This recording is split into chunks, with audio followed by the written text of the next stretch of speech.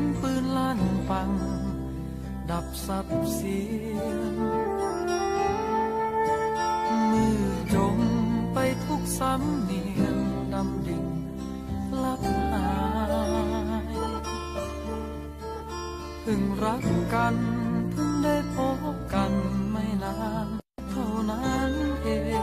ง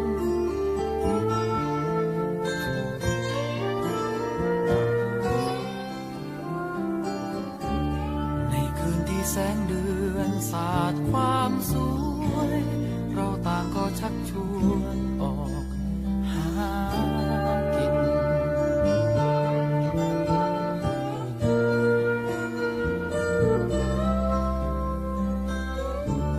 ดูเธอช่างร่าเริงวิ่งนำทางห่วงพี่และสมบูรณ์รักษาสัตว์ป่าตัวงา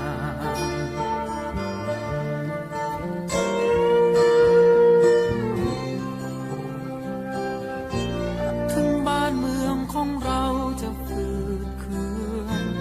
พืชพันธุ์และป่าไม้แหล่งอาหารมนุษย์ผู้รุกรานทำลายลงไป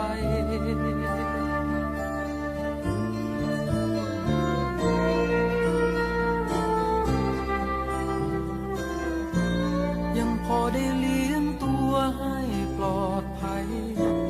สัตว์ป่าก็สุขใจที่ยังไม่ตาย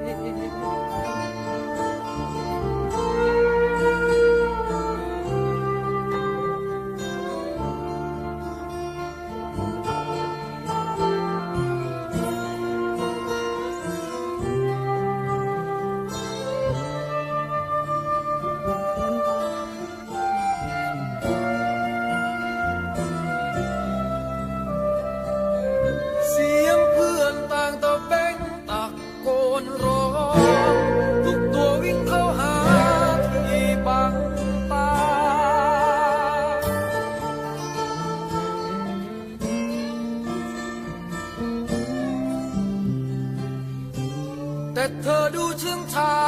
ตาหวาดกลัวกระโจนขึ้นสุดตัวพร้อมเสียงปืน